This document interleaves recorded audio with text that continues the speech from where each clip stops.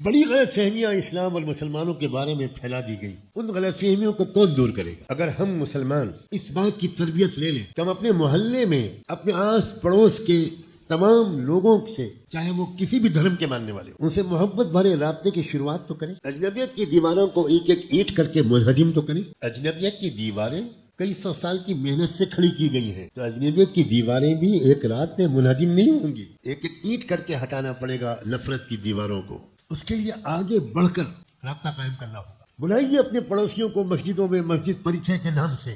आइए चंद मिनट के लिए हमारी मस्जिद में आकर देखिए कि मस्जिद में हम लोग क्या करते हैं। सुनी सुनाई बातों पर यकीन मत कीजिए, खुद देख लीजिए।